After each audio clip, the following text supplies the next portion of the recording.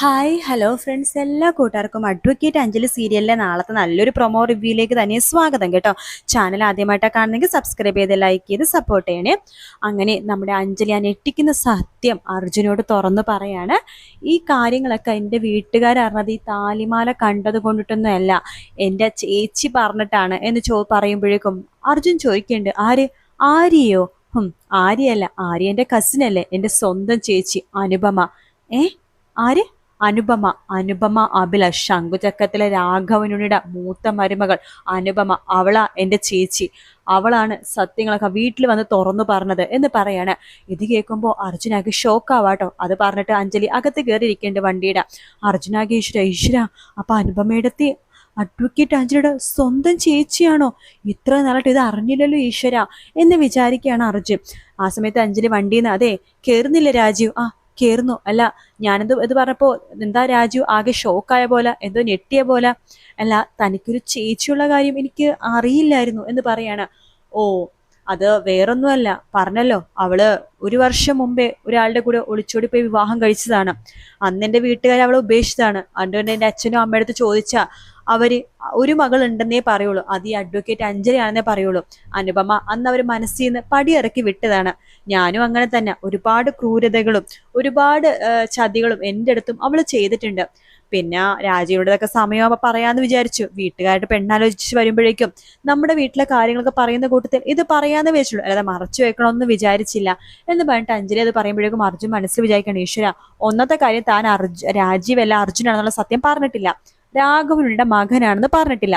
പിന്നിപ്പതേ മൂന്നാമത്തെ രഹസ്യം കൂടി, അനുപമ തന്റെ വീട്ടിലെ തന്റെ ഏടത്തിയാണെന്നുള്ള കാര്യം പറയാൻ പറ്റാത്ത അവസ്ഥയായി.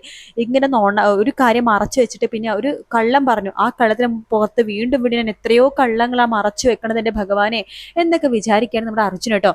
ശേഷം വണ്ടി എടുത്തിട്ട് അവർ നേരെ പോവാണ്. അപ്പൊ അഞ്ജലി ചോദിക്കണ്ടേ, അല്ല എവിടേക്കാ രാജീവ് പോണത്?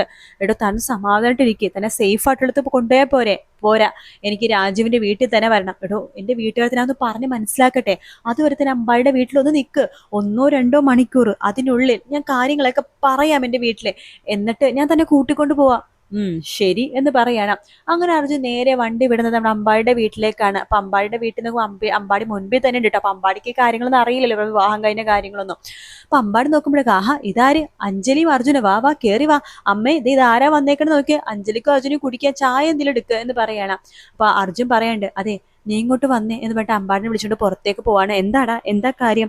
എടാ, ഞാൻ നിന്റെ അടുത്തൊരു വലിയൊരു രഹസ്യം പറയാൻ വേണ്ടി പോവുകയാണ്. രഹസ്യമോ? അതെ, ഞാൻ നിന്റെ അടുത്ത് ഇത് മറച്ചു വെക്കണമെന്ന് കരുതതല്ലടാ അമ്പാടി. നീ ആ സമയത്ത് ആക്സിഡന്റ് ആയിട്ട് ഹോസ്പിറ്റലിലായിരുന്നല്ലോ. അത് കഴിഞ്ഞിട്ട് നീ ഇന്നലെയാണല്ലോ ഡിസ്ചാർജ് ആയി വന്നത്. പിന്നെ ഈ പത്മയുടെ കേസിന് പുറകെ പോയോണ്ട് എനിക്ക് നിന്നോട് ശരിക്കും മനസ്സ് തുറന്ന് സംസാരിക്കാൻ പറ്റിയില്ലടാ. അതാ ഞാൻ പറയാതിരുന്നത്. പക്ഷെ നീ വളച്ചു കെട്ടില്ല, അത് കാര്യം പറയടാ. എടാ, അഞ്ജലി ഉണ്ടല്ലോ, അഞ്ജലി ഇപ്പൊ എന്റെ ഭാര്യയാണ്. അത് നീ എപ്പോഴും പറയാറുള്ള നിന്റെ പെണ്ണുമ്പുള്ള ഫോണിൽ അങ്ങനെയാണല്ലോ നീ സേവ് ചെയ്തിരിക്കണത്. എടാ, ഇതങ്ങനെയല്ല, ഞാൻ താലി കെട്ടിയടാ, എന്റെ ഭാര്യ അവള്. നീ എന്തൊക്കെയാ പറയണത്? താലി കെട്ടിയ ഭാര്യയാണെന്നോ? അപ്പൊ നിങ്ങളുടെ രജിസ്റ്റർ വിവാഹം കഴിഞ്ഞോ? എടാ, മനഃപൂർവ്വം കഴിഞ്ഞതല്ല.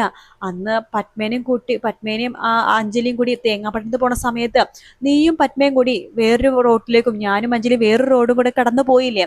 ആ സമയത്ത് ഗുണ്ടകൾ ഞങ്ങളുടെ പുറകിലുണ്ടായിരുന്നു. ഓടി ഓടി ഞങ്ങളൊരു ഒരു സമൂഹ വിവാഹത്തിന്റെ അടുത്തേക്കാണ് പോയത്. ഞങ്ങളും വിവാഹം കഴിക്കാൻ വന്നവരാണെന്ന് കരുതിയിട്ട് അവർ ഞങ്ങളെ പിടിച്ച് സ്റ്റേജിലേക്ക് കയറ്റി നമ്മുടെ വിവാഹം നടത്തി. ഓഹോ, അങ്ങനെ ഒരു സിനിമ സ്റ്റൈലല്ലേ, കൊള്ളാം, അടിപൊളി. അല്ലടാ, അതൊന്നല്ല പ്രശ്നം. ഇപ്പോ അഞ്ജലിയുടെ വീട്ടുകാർ സത്യങ്ങളൊക്കെ അറിഞ്ഞു, അഞ്ജലിയുടെ വീട്ടിൽ നിന്ന് പറഞ്ഞയച്ചു. അഞ്ജലി ആണെങ്കിൽ ഒരേ വാശിയിൽ എൻ്റെ വീട്ടിൽ വന്ന് നിൽക്കണം എന്നൊക്കെ പറയാണ്. ഓ, ശംഖുചക്രത്തിലേക്കോ? അത് കുഴയോലടാ. അതിനെ പുറമെ വേറൊരു മഹാസത്യം കൂടി അഞ്ജലി ഇന്ന് തുറന്നു പറഞ്ഞടാ. വേറൊരു സത്യോ? അതെന്താ? എടാ, എൻ്റെ വീട്ടിൽ അനുപമയെടുത്തിയില്ലേ, അഭിലാഷേട്ടന്റെ ഭാര്യ. എടാ, അനുപമയെടുത്തിട്ട് സ്വന്തം അനിയത്തിയാണ് ഈ അഡ്വക്കേറ്റ് അഞ്ജലി. അനുപമയെടുത്തിട അനിയത്തിയോ? അഡ്വക്കേറ്റ് അഞ്ജലിയോ? ഇതൊരു പുതിയ അറിവാണല്ലോടാ. എടാ, ഇത്രയും നാളെ നിന്റെ കൂടെ അവൾ ഉണ്ടായിരുന്നത്, എന്നിട്ട് നിനക്ക് അറിയില്ലായിരുന്നത്? എടാ, അത് അനുപമ എടുത്തി അഭിലാഷേട്ടനോട് ഒളിച്ചോടി പോയതല്ലേ. അപ്പൊ വീട്ടുകാർ അവളെ അന്നേ പടിയിറക്കി വിട്ടതാണത്രേ. അതുകൊണ്ടാണ് വീട്ടുകാരാണെങ്കിലും അവളാണെങ്കിലും ഈ കാര്യങ്ങളൊന്നും പറയാതിരുന്നത്. ഷെടാ, ഇതിപ്പോ കൂനുമേൽ കുരു പോലെ ആയല്ലോ. ഇനിയിപ്പോൾ നീ എന്താ ചെയ്യാൻ പോണത്? എനിക്കറിയില്ലടാ. അഞ്ജലിയാണെങ്കിൽ ഒറ്റ വാശിയിലാണ്, വീട്ടിൽ കാര്യങ്ങളൊക്കെ തുറന്നു പറയാന്ന്. ഞാൻ എങ്ങനെ പറയാനാണ്? അങ്ങനെ എങ്ങാനും പറഞ്ഞു കഴിഞ്ഞാൽ പിന്നെ അഞ്ജലി ഒരിക്കലും എൻ്റെ കൂടെ നിൽക്കില്ല. അത് എന്തൊക്കെ ന്യായം പറഞ്ഞിട്ടാണെങ്കിലും അഞ്ജലി ഒരിക്കലും എൻ്റെ കൂടെ നിൽക്കില്ല. ഇപ്പൊ തൽക്കാലം ഞാൻ വീട്ടിൽ പറയണമൊന്നുമില്ല. അവളെയും കൂട്ടിക്കൊണ്ട് ഏതെങ്കിലും വാടക വീട്ടിലേക്ക് മാറാം. ഞാൻ നമ്മുടെ ശങ്കരേട്ടനെ വിളിച്ചിട്ടുണ്ട്, ഒരു വാടക വീട് റെഡിയാക്കാൻ വേണ്ടി പറഞ്ഞിട്ടുണ്ട്. ഞാൻ അവിടെയും ഇവിടെ പോയി നോക്കുവാണ്. അതുവരെ നീ അവളെ ഇവിടെ നിർത്തട്ടോ.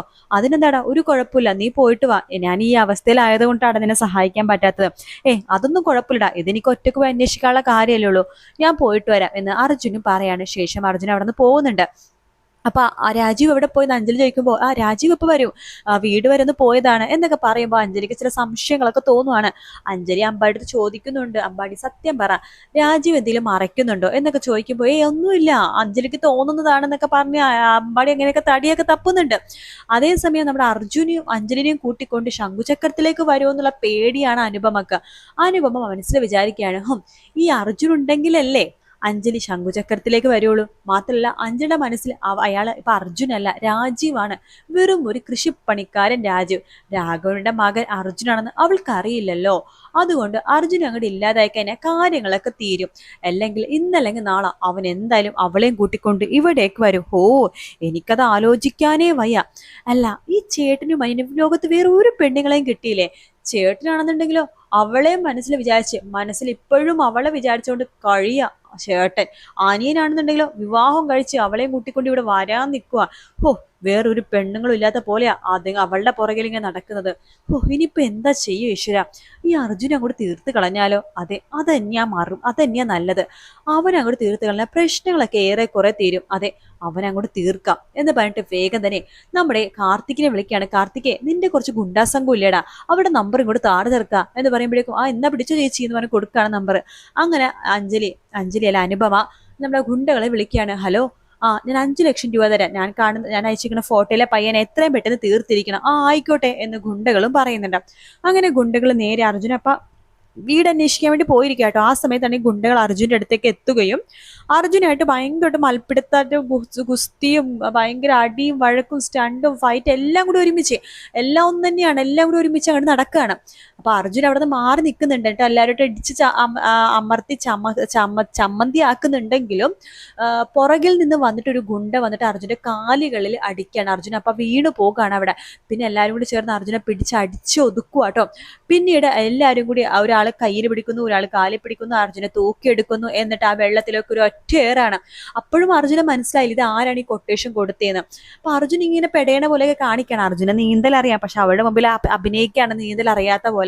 അപ്പൊ ഈ ഗുണ്ടകൾ ഫോം വിളിക്കുന്നത് അനുപമേനെയാണെന്ന് നമ്മുടെ അർജുൻ മനസ്സിലാക്കുന്നുണ്ടോ. അപ്പൊ അനുപമ എടുത്ത് തന്ന കൊട്ടേഷനാണ് എന്ന് നമ്മുടെ അർജുൻ മനസ്സിലാക്കുന്നുണ്ട്. എന്തായാലും അനുപമയ്ക്ക് ഈ കാണിച്ചു കൂട്ടിനൊക്കെ തിരിച്ച് എന്തായാലും കിട്ടും. കാരണം രാഘവനുണിയുടെ എന്തൊക്കെ പറഞ്ഞാൽ അർജുന് രാഘവനുണി വഴക്കൊക്കെ ആണെങ്കിലും ഇല്ലേ, രാഘവനുണിക്ക് സഹിക്കില്ല അർജുന്റെ മേത്ത് ഒരു പൊടി തരി മണ്ണ് വീണ് കഴിഞ്ഞാൽ. അതുകൊണ്ട് അനുപമ ഓടേണ്ടി വരും മിക്കവാറും. രാഘവനെ അനുപമ അടിച്ച് പുറത്താക്കും ഇത് അറിഞ്ഞു കഴിഞ്ഞാൽ. അത് വേറെ കാര്യം. കാത്തിരുന്ന് കാണാം ഫ്രണ്ട്സ്. വീഡിയോ ഇഷ്ടപ്പെട്ടാൽ ലൈക്ക് ചെയ്യുക, സബ്സ്ക്രൈബ് ചെയ്യുക, കമന്റ് ചെയ്യുക. മറ്റൊരു വീഡിയോ കാണാം. Take care, bye bye.